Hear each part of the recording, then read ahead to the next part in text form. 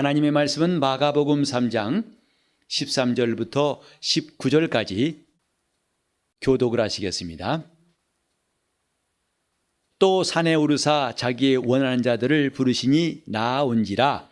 이에 12를 세우셨으니 이는 자기와 함께 있게 하시고 또 보내사 전도도 하며 귀신을 내어 쫓는 권세도 있게 하려 하심이로라.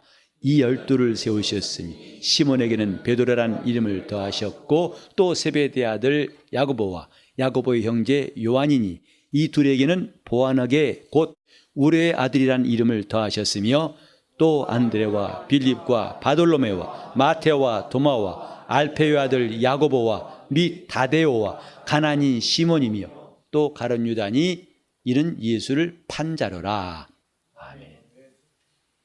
하나님께서 여러분에게 베푸신 사랑의 깊이와 높이와 넓이와 길이를 충만히 알아가시는 은혜가 여러분 삶 속에 충만하기를 예수 이름으로 축원합니다. 아멘.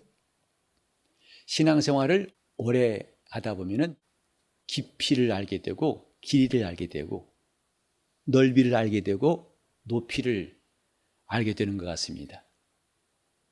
평면적으로만 알았던 것이 입체적으로 또 얇게만 알았던 것이 깊게. 그래서 우리 주님의 은혜에 더 깊이 들어가고자 하는 소원이 성도들에게는 여기저기서 생겨난다 생각합니다. 오늘 날이 갈수록 주 예수를 깊이 하는 은혜가 넘칠 수 있기를 예수 이름으로 축복합니다. 예수께서 12제자를 부르셨습니다. 여기에 이름들이 나오지요. 여러분은 이 성경 읽으면서 어떤 느낌을 가지십니까? 저는 첫 번째 드는 게 부럽습니다. 합격자 발표를 볼 때 두근두근했던 것 여러분 기억하시죠? 그 명단에 내 이름이 있을까 없을까? 저는 특별히 재수를 2번씩 해가지고 합격자 명단을 보는 그 순간을 남달리 마음에 기억하고 있습니다. 여기에 12제자를 부르셨는데 그 이름이 하나하나 기록되어 있고 우리는 참 이들이 부럽다고 생각하지 않습니까? 주님께서 말씀하실 때 때로는 수천 명의 사람들이 빈들에서 산에서 말씀을 들었지만은 주님은 그들 가운데에서 제자들을 부르셨는데 자기의 원하신 자들을 부르시니라. 기왕에 예수 믿는 사람 가운데 우리가 주님이 원하신 사람으로 드러난다면 얼마나 행복한 일이고 고마운 일이겠습니까? 주님이 원하신 자로 12제자를 부르셨다. 근데 그 부르신 사람들의 이름과 함께 목적이 기록되어 있어요. 왜 부르셨는가? 첫째는 자기와 함께 있게 하시고, 둘째는 보내사 전도도 하게 하시고, 셋째는 더러운 귀신을 내쫓는 권세도 있게 하려고 하신 것이다. 오늘은 그 세 가지 가운데 첫 번째 것, 자기와 함께 있게 하시고 라는 말씀을 함께 상고하려고 합니다. 부르셨는데, 부르심을 입었는데 기쁘겠지요. 근데 왜 부르셨을까? 그것도 우리의 관심사가 아닐 수 없습니다. 왜 날 부르셨을까? 첫 번째로 주님은 자기를 알게 하시려고 부르셨어요. 그렇게 해야 자기와 함께 있어야만이 자기를 알 수 있기 때문이라. 우린 사람을 아는 것도 함께 있어봐야 알죠. 물론 우리는 이전에 훌륭한 사람들의 책을 읽고 또 그들이 했던 설교를 듣고서 그를 알 수가 있습니다. 하지만 더 정확한 것은 그와 함께 있을 때 알 수 있습니다. 설교로 다 알 수 없던 그 사람의 믿음, 그의 확신, 그의 삶을, 그의 생각을 더 잘 알 수 있는 것, 그건 그와 함께 있을 때 가능한 것입니다. 예수님께서 12제자를 부르신 것은 자기와 함께 있게 하시려고, 곧 이를 통해서 자기를 알게 하시려고 한 겁니다. 성경은 이미 여러 성경에서 하나님을 알라고 했습니다. 하나님을 아는 것이 얼마나 중요한지 예수님도 말씀하시기를 영생은 곧 유일하신 참 하나님과 그의 보내신 자 예수 그리스도를 아는 것이라고 하셨습니다. 우리가 예수를 알아가는 것, 오랜 세월 지나면 저절로 되는 것도 아니고 해보니까 시간 지난다고 하는 게 아니었죠. 주 예수를 날로 알아가는 그 삶이 얼마나 귀한지 모릅니다. 우리가 왜 주님을 잘 알아야 될까요? 그를 알면 우리는 그분께 나를 맡길 수 있습니다. 나를 구원하신 주님이 누구신 줄 안다면 그를 신뢰할 수 있습니다. 그래서 그가 말씀하신 것을 그대로 순종할 수 있습니다. 그분께 맡길 수 있답니다. 과연 우리는 주님께 지금 무엇을 맡기고 있는가? 내 시간을 맡기고 있는가? 내 물질을 맡기고 있는가? 내 삶을 맡기고 있는가? 맡긴다면 지금 얼마나 맡기고 있을까? 우리가 기도한다면서, 주님께 맡긴다고 기도한다면서 나중에 와서 다시 그 기도를 찾아와 가지고 고민할 때가 적지 않은 것 볼 수 있습니다. 우리가 그분께 맡기지 못하는 것, 그분을 알지 못함이에요. 모르기 때문에 입술로는 주여 주여 하고 내가 주를 믿나이다 하면서도 그분 앞에 턱 맡길 수가 없는 거죠.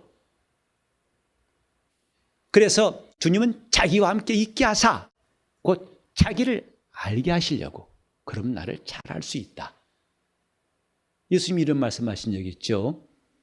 내게 와서 배우라 그랬어요. 누구에게 하신 말씀이냐면 수고하고 무거운 짐진 자들에게. 내게 와서 배우면, 곧 내 멍에를 메고 내게 배우면 너희 마음이 쉼을 얻을 것이다. 사이판 가야, 괌을 가야, 몰디브를 가야 쉬는 게 아니고 주님은 내게 와서 배우면 너희가 쉼을 얻을 것이다. 다른 말로 하면 나를 알게 되면 너희가 쉼을 얻을 것이다. 우리가 다 쉬고 싶습니다. 잠도 부족하고 지치고 힘든 삶. 난 정말 그렇게 하루 종일 일하고도 지난 금요일도 보니까 많은 분들이 나와 기도하시던데 참 감사했어요. 사실 와서 좋을 수밖에 없습니다. 지쳤으니까. 그런데도 하나님 앞에 열심히 기도하는 모습을 참 주님이 기뻐하시겠다. 저도 여러분들이 참 고마움을 느꼈습니다. 세상은 지칠 수밖에 없어요. 살면 살수록 지칠 수밖에 없어요. 그런데 주님은 쉼을 얻게 하시겠다. 어떻게? 나를 알면, 내게 와서 나를 배우면, 이 말입니다. 두 번째로 주님이 자기와 함께 있게 하시려는 목적이 뭐냐 하면 자기의 것을 우리에게 주시기 위함이에요. 자기의 능력을, 자기의 믿음을, 자기의 나라까지도 우리에게 주시려고, 나와 함께 있으면 이것을 다 얻을 수 있다. 주님은 주시려고 한 분이라고 말했어요. 하나님은 우리에게 뭘 빼앗는 분이 아니라 주시는 분이다. 그래 누가복음 6장 38절에도 주라. 그럼 손이 나는데요? 아니야. 그럼 내가 내게 줄 것이다. 곧 후히되어 누르고 흔들어 넘치도록 하여 너에게 안겨줄 것이다. 주님은 우리가 주는 문제에 대해서 걱정 말라 하시는 것입니다. 네 것이 혹시 줄어버릴까 봐. 아니야. 넘치게 내가 채워줄게.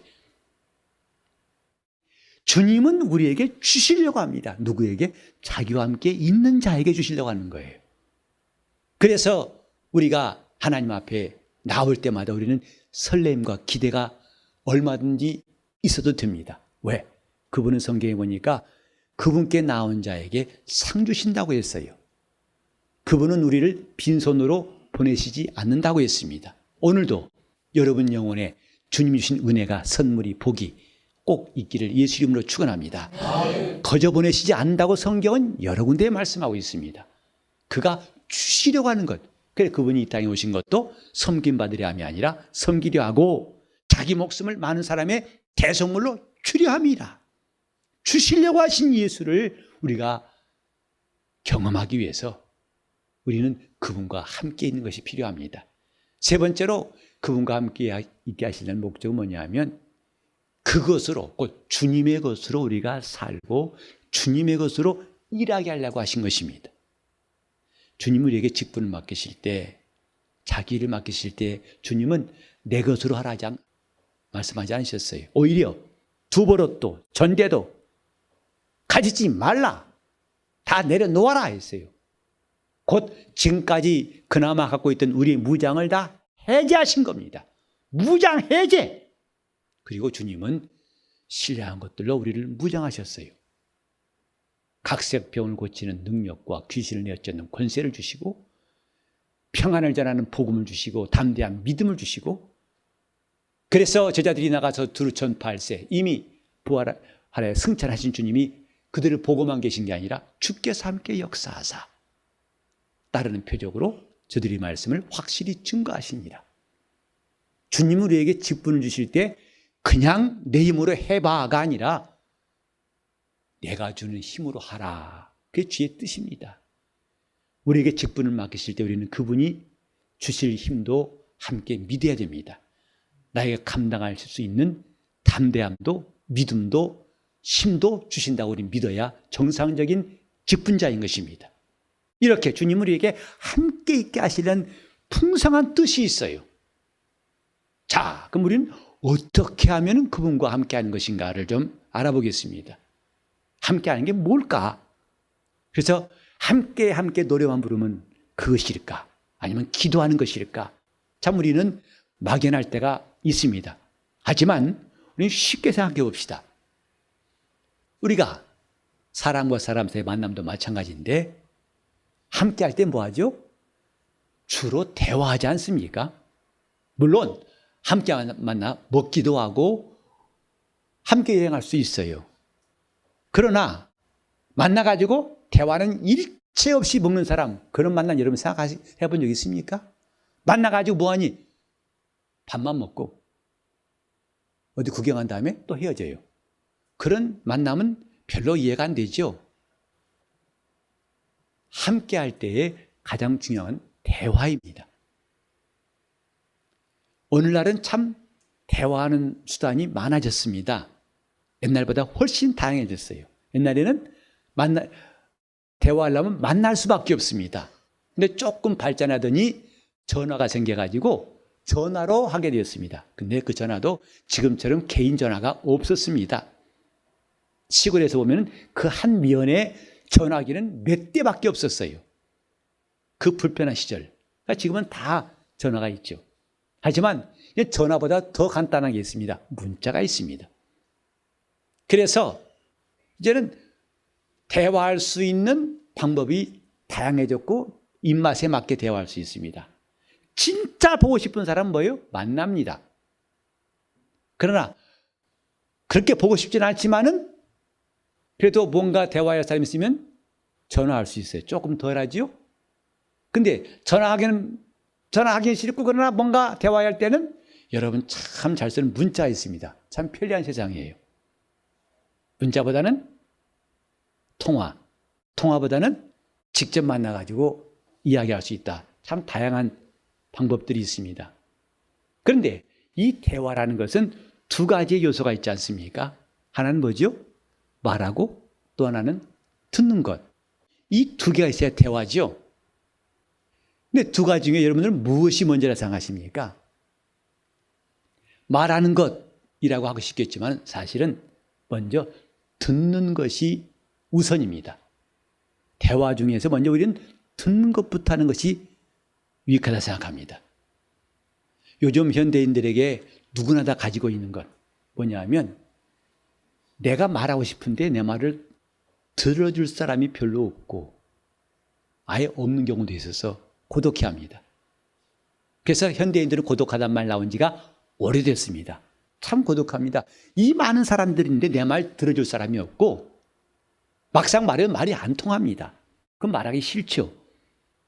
근데 누가 내 말을 들어줄 수 있다면, 제가 이미 어떤 뉴스를 보니까 해외에서는 말을 들어주는 직업이 생겼다고 그래요. 1시간당 얼마 받고 그냥 들어주는 거예요. 끄떡끄떡 공감해주고 앞으로 그 사업 수지 맡겼습니다. 우리나라도 곧 될 것 같아요.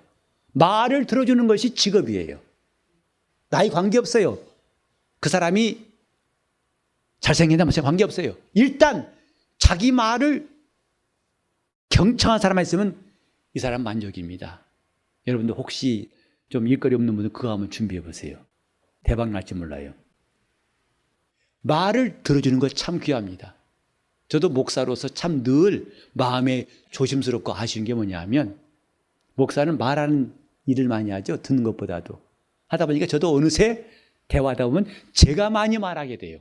그래 누구 만날 때 오늘은 많이 들어야겠다 하고 다짐하고 가서도 막상 하다 보면 제가 많이 말하게 되고, 우리 집에서도 대화하다 보면요, 금방 아내가 노란불을 켜요. 띠 경고음이 옵니다. 여보, 설교 모드로 금방 돌입했다는 거죠. 아니 가족끼리 대화하는데 갑자기 설교 모드 돼가지고 설교 내용 같이 한다는 거죠. 참 이것은 내가 어떻게 좀 극복할 수 없나 싶은 마음이 들어요. 좀 자상하게 대화하듯이 하면 좋겠어요. 말을 들어주는 것, 이것이 대화의 거의 7, 80%도 과언이 아닙니다. 그래야 내가 말할 수 있습니다. 상대방도 내가 말하는 것을 허락할 수 있습니다. 여러분이 아이를 낳아서 키워보신 경험이 다 있으실 텐데, 자, 아이가 태어나가지고 말하기부터 먼저 할 것 같아요? 듣기부터 먼저 할 것 같아요? 나오자마자 할렐루야 엄마 아빠 안녕 하면 아마 기겁 초보. 물론 TV 나와서 돈은 벌 거예요. 세상에 이런 일이 하면서. 그러나 나오자마자 안녕 하고 빵꾸 웃으면 정말 반갑긴 반갑겠지만 조금 경악스러울 거예요.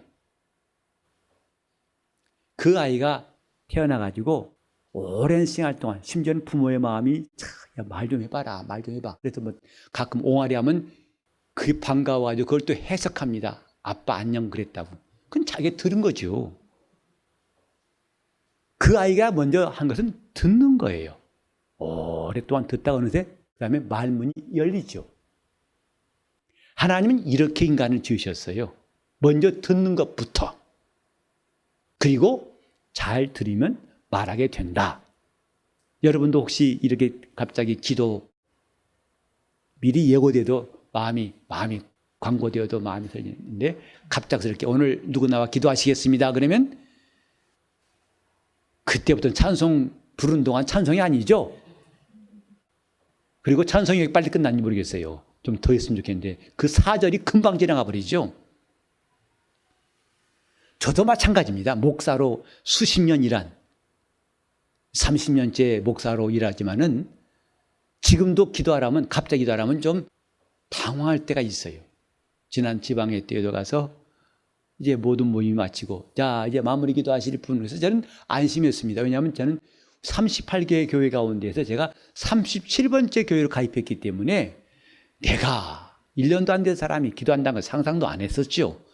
근데 그 회장님이 두리번 들여오다가 첫 목사 기도하라고 해서 제가 갑자기 당황했지 않습니까? 그래서 우리는 기도시키는 것에 대해서 많이 부담이 돼요. 제발. 그래서 목사님하고 눈 안 마주치라고 그래요. 찬송하다가 이러면 나볼 건 이렇게 배고 딴 데 보고 있습니다. 제발 나 시키지 마라 이거죠. 근데 우리는 그때뿐만 아니라 평소에도 기도할 때 어떻게 기도해야 되지? 특히 많은 사람들 앞에 기도할 때뿐만 아니라 내 개인이 기도할 때도 어떻게 기도해야 할지 모를 때가 있습니다. 중요한 것은 걱정할 것이 없다는 겁니다. 뭐 하면? 하나님의 말씀을 잘 들으면 기도할 걱정은 사실 할 필요가 없어요. 하나님과 우리 사이도 뭐냐면 듣는 것과 말하는 것, 이것이 주님 우리와 함께 하시려는 목적이에요. 주님 말씀하셨습니다. 내 양은 내 음성을 들으며 그랬어요. 그게 주님의 양의 첫 번 조건입니다. 두 번째로 나는 저를 알며, 세 번째로 저는 나를 따르느니라. 주님의 양의 첫 번째 특성, 내 양은 내 음성을 들으며. 주님은 우리에게 말하라 말하라는 것보다도 먼저 내게 배우라, 내 말을 들으라, 그리고 나를 따르라. 주님의 음성을 듣는 것 참 중요합니다. 여러분들이 신앙생활하면서 물론 처음에는 우리 주위에 있는 신앙의 이웃들의 도움받기도 합니다. 그들이 안내도 해주고 인도도 해주고 때로는 가르치기도 하고. 그러나 그건 어디까지나 돕는 보조 역할입니다. 뭘 하기 위해서? 여러분이 주님의 말씀을 듣고 주님과 교제하기 위해서, 주님과 만나게 하기 위해서 여러분이 영적 생활, 시동 걸기 위해서 돕는 사람에 불과해요. 평생 그럴 수 없습니다. 젖 먹는 일이 나중에 끝까지 장가갈 때까지 젖 먹으면 뭐가 되겠습니까? 누가 떠먹여주는 것도 잠깐이죠. 그처럼 신앙생활도 시동 걸기 위해서는 남이 필요합니다. 그러나 이제 시동 걸리면은 각각 주님과 사귐이 필요해요. 주님과 만남이 필요합니다. 목사도 여기 있는 교사 선생님들도 다 마치 그 시동 걸기 위해서 준비할 때까지만 필요한 사람들이지, 정말 그들은 여러분들이 주님과 직접 각각 만나서 주님의 말씀을 듣고, 주님 말씀 듣고 여러분이 고백하고 회개하고 기도하고 주님과의 사귐이 있게까지 돕는 역할에 불과할 뿐입니다. 그런데 아쉽게도 저도 마찬가지고 지금까지 한국교회에서는 이런 역할, 각각 주님을 만나서 주님을 알고 사귀고 따라가는 일을 그렇게 잘 가르치지 못한 것 같아요. 그래서 인도한 사람을 따라가다가 함께 넘어질 일이 비일비재하고 그것 때문에 시험 들고 넘어진 사람이 참 많습니다. 우리는 주님 앞에서 어떤 사람이 되어야 할까? 각각 주님을 만나서 주님의 말씀을 듣고 그분께 말할 수 있는 사람 되는 것, 이것이 정상적인 신앙생활이에요. 제대로 시동 걸린 겁니다. 언제까지 우리는 남 탓만 할 수 있습니까? 목사가 어떻고 교회가 어떻고 우리는 그런 불평 자기에 별로 유익하지 않습니다. 물론 그들도 나름대로 책임 있고 그럴 분량이 주 앞에 있을 것입니다만, 그렇다고 내 할 일이 다 면제받고 난 책임 없는 것은 아닙니다. 주님께서 우리를 부르신 것은 나와 함께 있자입니다. 누구 보고 누구 따라하는 거 언제까지 할래?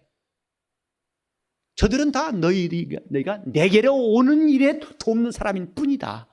정말 중요한 것은 예수는 나의 개인의 구주시라는 거예요. 그분이 하신 말씀을 끝없이 아멘하고 주님이 인도하신 대로 죽는 데까지도 주님을 따라갈 수 있고 내 목숨까지도 맡길 수 있는 그런 사람으로 살아가는 것, 이게 신앙생활입니다. 누구 보고 시험 듭니까? 누구 보고 뭐 합니까? 그것도 사실 사치입니다. 사치스러운 일이에요.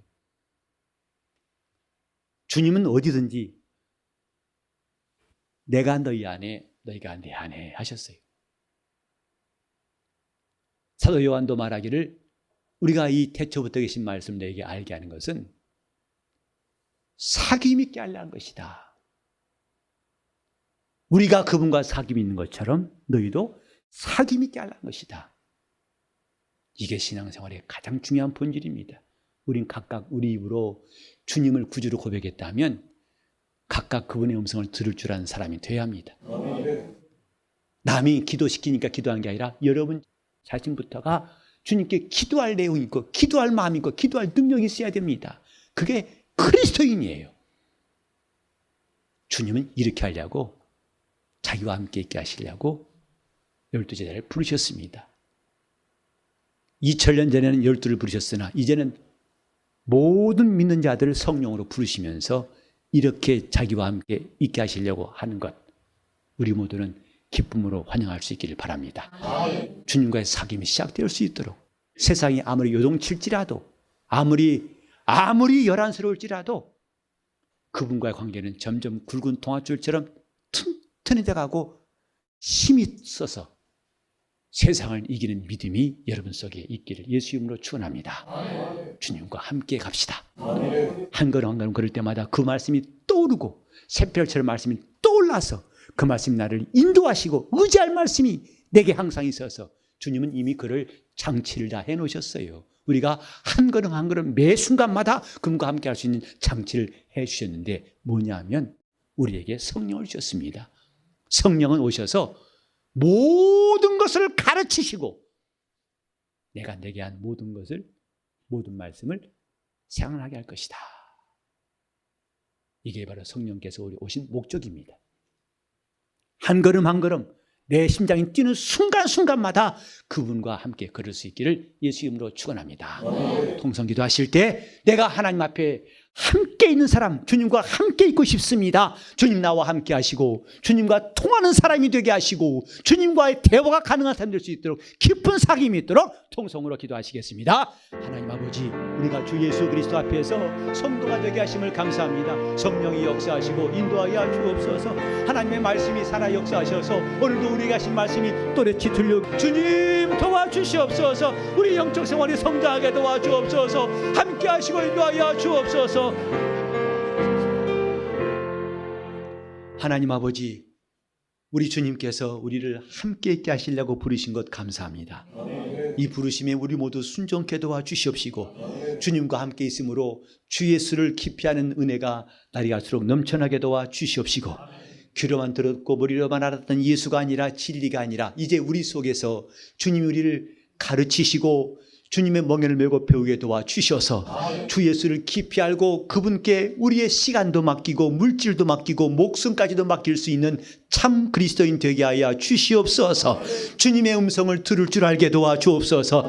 이제 우리가 각각 회개했으면 각각 구원받았으면 각각 주님을 모시고 주님과의 사귐이 시작되게 하시고 풍성케 도와주옵소서. 한 걸음 한 걸음 주님과 함께 걷는 이 기쁜 영적 생활이 이제부터 시동 걸리게 도와주옵소서. 예수 이름 받들어 기도 올리옵나이다.